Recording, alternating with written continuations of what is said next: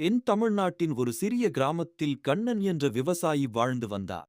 அவர் தினமும் தன்னுடைய வறண்ட நிலத்தில் கூட விடாத நம்பிக்கையுடன் விவசாயம் செய்து வந்தார்.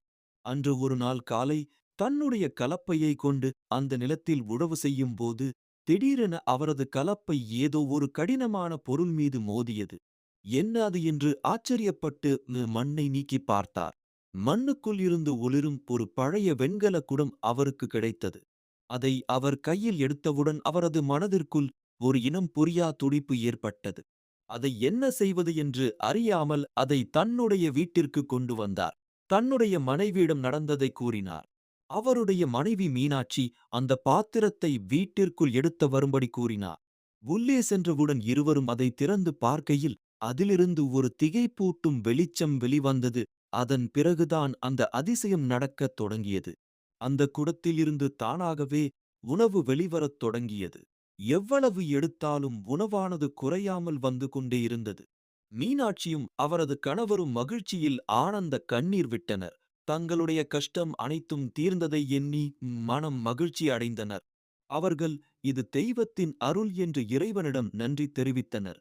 அந்த உணவை குழந்தைகள், மூதாட்டிகள், கிராம பொதுமக்கள் என அனைவருக்கும் அந்த பாத்திரத்தில் இருந்த உணவை பகிர்ந்தளித்தனர். ஆனால் சிலரோ பொறாமைப்பட்டனர். இந்த குடத்தை எப்படியாவது எடுத்துவிட வேண்டும் என்ற தீய எண்ணம் அவர்கள் மனதில் முளைத்தது. சில நாட்களிலேயே இந்த செய்தியானது ஊர் கிராம தலைவர்களின் காதிற்கு போனது. பேராசை கொண்ட அந்த ஊர் அதிகாரிகளில் ஒருவன் குதிரையில் கிராமத்திற்கு வந்தார். இந்த குடம் அரசுக்கு தேவை என்றும் அதனை அவன் நாளை வந்து எடுத்துச் செல்வதாகவும் கூறினான். இதை கேட்ட கண்ணன் பயந்து அந்த குடத்தை மறைத்து வைக்க ஒரு இடம் தேடினான்.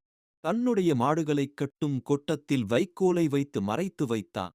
மறுநாள் காலை அந்த அதிகாரி அந்த குடத்தை எடுத்துச் செல்ல முயன்றபோது அந்தக் குடம் திடீரென பிரகாசமாக மாறி வானத்தை நோக்கி பறந்து ஒரு தங்க ஒளியாக மாறி எல்லோருடைய கண் முன்பு இருந்து மறைந்தது.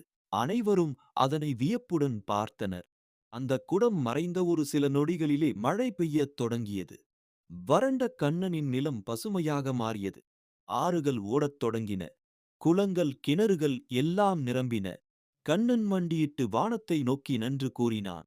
மேகங்களுக்குள் தேவதை அன்னபூர்ணா தோன்றி ஒரு புன்னகையுடன் அவனை ஆசீர்வதித்தார்.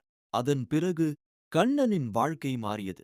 அவன் பேராசை இல்லாமல் அன்பும் நன்றியும் கொண்ட குணம் உள்ளவனாக விளங்கியதால் அந்த அன்னபூரணி தாயே அவனுக்கு மழையை வழங்கியது.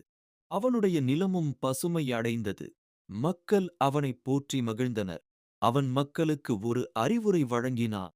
அன்பும் நன்றியும் உள்ள மனம் இருக்கும் வரை வாழ்க்கைதான் ஒரு அக்ஷய பாத்திரம் என்று கூறினார்.